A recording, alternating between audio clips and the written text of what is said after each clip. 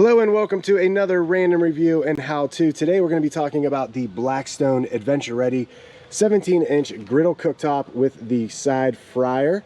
I picked this up for actually on sale at Walmart. It was like narked down to 108 bucks. It was really ridiculous. I'm going to have a link down below. It's probably going to be right around 150 on Amazon, but you can get this at Walmart too, so I'm going to throw the link down below for this. I bought this for camping, but I am going to be using it at my house too. I really like having a griddle cooktop, and this griddle is really nice. So assembly on this really took about 20 minutes. You're only really putting together these side handles when you get this out of the box.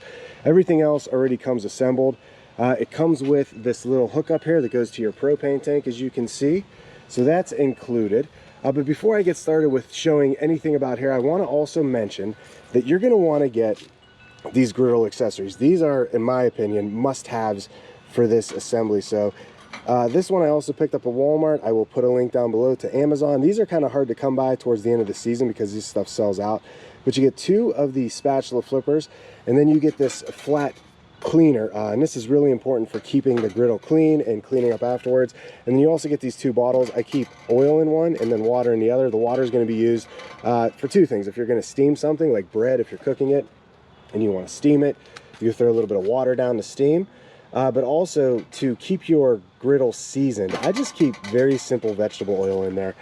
You can use other oils, but I don't want it to be too sticky, so vegetable oil for me always works really good. And you always want to make sure you're seasoning or at least protecting your griddle after the fact, especially depending on how you store it.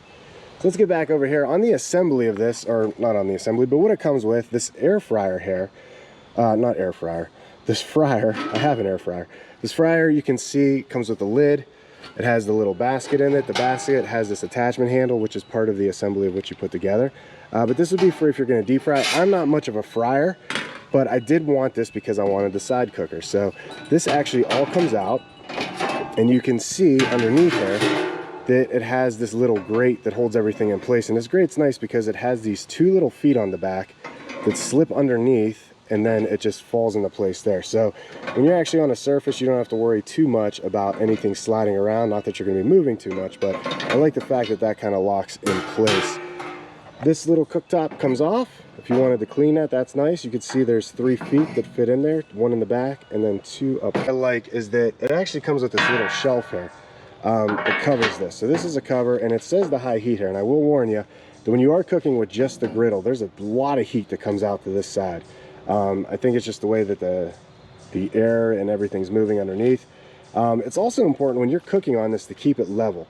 I noticed that if I was on a table that was angled a little bit, that heat's going to rise wherever it could get to the fastest. So if you have this slightly slanted up like this, you're going to get a lot of heat that comes out of the front. So keeping this level is important for not only the heat part of it, but because this griddle is actually angled back towards the back here. So that's one thing. So this is cool to keep on here. Like I said, I use this a lot more. I always throw a skillet on here. I do a lot of cast iron cooking, obviously, but I put a cast iron thing over here. So you can see here, I'm going to go ahead and turn on my propane tank, and then the light, it actually has the light here. So you're going to hit that and you'll hear it click. And I like to get a little propane going first, and you could hear it coming out. And what I've noticed, it takes a little bit to get it going. There it is, now it's lit. So hard to see the flame, but there is heat coming off of there. It always takes a few clicks for me, especially after I haven't used it for a while. So it's just about getting that propane running through there. And now you can actually hear that coming out of there. I'm gonna go ahead and turn that one off. Let's get over to the actual griddle part of this. So this griddle has the lid on top. It's got pretty decent connections here on the side because you're going to be using this a lot, up and down, up and down. This is probably one of the things I could see maybe breaking down right now, but I haven't used it enough to really tell. It's only been half of the season for me on using this. This entire piece actually comes off. So if you wanted to lift this off, you could see there's 4 feet underneath, and then there is your burner underneath. It gives it a nice distribution of the heat. But I will tell you, like most griddles, you want to have hot spots and non-hot spots. So for me, when I'm cooking on here, the center is always going to be the hottest, but I have some kind of warmer spots around the side. So if I'm cooking some food here, I will push it over to the side. And this kind of keeps it warm without burning it. And that's something that I always wanted in my griddle. If we go around the back here, you can see this moved over, but there is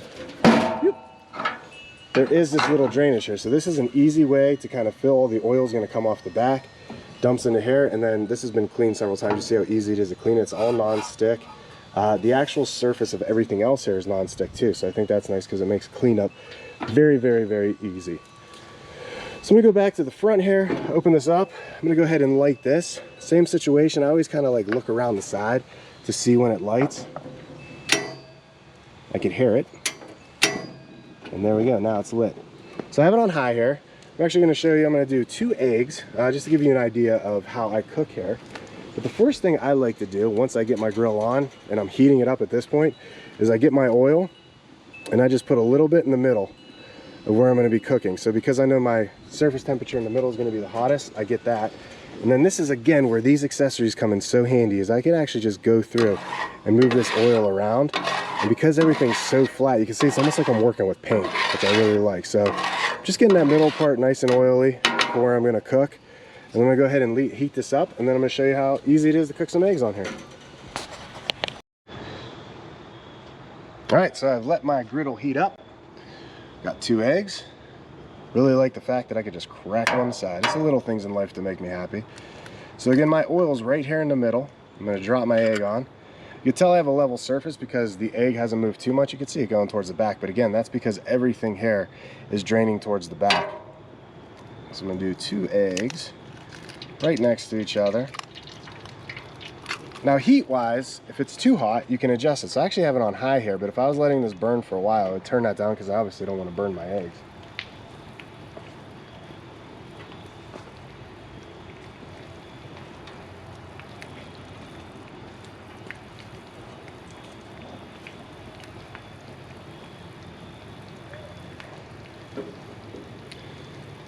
So you can see how easily these cook. You can see again, because of the oil, nothing's really sticking. And I've made a breakfast on here where I had tons of bacon, I had potatoes, onions going. I kind of moved that, cooked that first, moved it off to the side. I had my bacon. I really like cooking with bacon grease. Obviously in the morning, you've got to have some bacon grease on your eggs. So I got these going, and then if I were to close this, there's still going to be a lot of air that escapes out of the back. There's a hole back there. But if you wanted to keep it so you're kind of keeping the heat in there, it's not going to work as good as a grill does, but it's going to work good enough to kind of keep some of the heat, especially with eggs. Now they do make accessories where it's almost like a pan top you put on top, and that's going to really trap the heat in there. And that's going to allow you to cook things like burgers where you're kind of creating a little grill sense inside. But if you're into the open air kind of cooking, this is one way to definitely do that.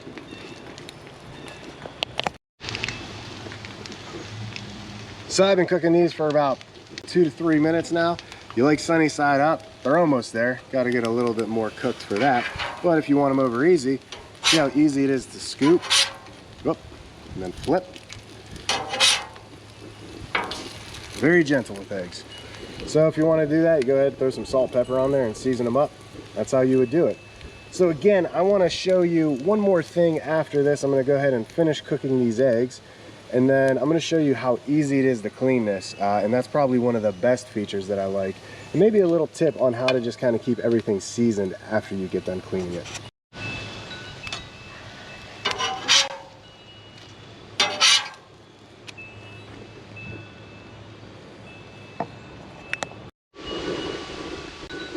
So to clean this up, I wanted to show how easy it is. So I got my eggs off, I turned the heat up to high, walked away for about 5 minutes.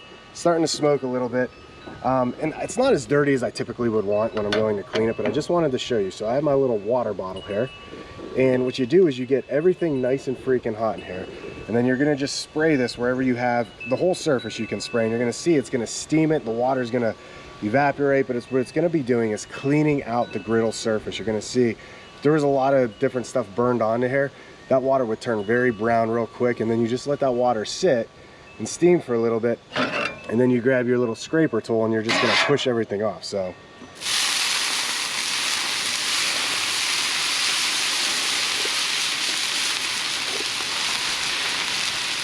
you can see some of that in there that's already getting pieced up. There's little pieces of different food and oil and stuff. Now don't forget, you are throwing water on very, very hot oil, so there's going to be some kind of reaction that happens there. And that's something you would definitely want to avoid in your regular kitchen, but because I'm outside, I stood back a little bit, I just sprayed that water on. And I'm just gonna go ahead and take this scraper tool and scrape all of these edges away.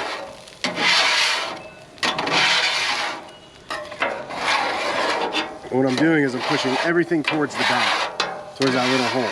And just scoop it right in there.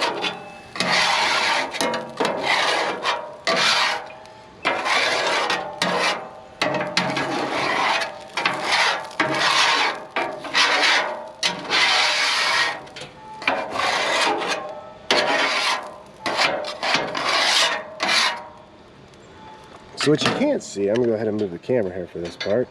What you can't see is that around the sides here, you want to make sure that you're scraping down on here too, because when I cook, I tend to make a very big mess. So I like to scrape all of these sides down, and then just making sure that I'm pushing all of that water in here. Just scrape those little parts. Can't hurt it. That's the nice thing about these griddle cooktops that are cast iron. You cannot hurt them. So just keep scraping, get everything clean the way you want it. And then what I like to do last, so now that this is cleaned, I will typically let this burn off a little bit more. I want to make sure that that water is going to evaporate. So I'm going to go ahead and do that for a couple minutes, and I'll be back to show you just one last thing of how I season. I've let this dry up a little bit, so I'm going to grab my oil container one more time, and I'm just going to put it all over. And I don't want to put too much because I don't want to put an excess of it, but I have enough just to kind of think I'm going to cover the surface. Keep that there in case I need it. And then I'm going to grab my scraper tool again, and just like I did before I start cooking, I'm going to drag that oil all over here. Now it is still on, so it is hot because I want that oil to move around for me. But I'm just going to do this, and I'm going to cover every single part of this so that I know what I'm doing is I'm really kind of setting it up to go store it for however long it's going to be until I use it again, because moisture will rust this stuff. So I'm just covering all the surfaces that I want to be protected from water and to be protected from the rust. So I'm just grabbing this and I'm dragging it around. You can see my oils turn black, but that's okay because we're still working with a semi-dirty surface. So I just do all of the edges, almost like you're spackling. If you've ever spackled before, same process. So just have that, making sure I'm getting all that dirty stuff in the back there moved away. And I would leave it just like this. I'm going to go ahead and turn it off. And then that is exactly how I cook every time on here. And then I'm ensuring I'm protecting my surface. If it rusts, one thing I will say is just to scrub it down, clean the rust off as much as you can, but then just heat it up, put some oil on, and let it burn off again, and just keep seasoning it like that. So if you like this review, make sure you hit that subscribe button. I want to thank you for watching another random review and how-to. Down below, you're going to find all the links to this products. Again, this is the Blackstone Adventure Ready. Cook anything, anytime, anywhere. I will say about this product, they have a smaller one that does not have this side burner. So it's just this size. If you're camping or doing things like that, that's a little easier to travel with. Because I have a camper, I can throw this one in, but if you're going to use this around your house, it's a little bit heavy and bulky to pick up and move around. So it's just one of those considerations. They do actually make stands for these. I think the stands have wheels. Don't quote me on that, but a stand would be something nice to have. I obviously have it sitting up here on our table, which isn't ideal, but when you have all these different cooking surfaces that I use, this is probably where I would be using this to cook. So thanks again for watching. We'll see you next time.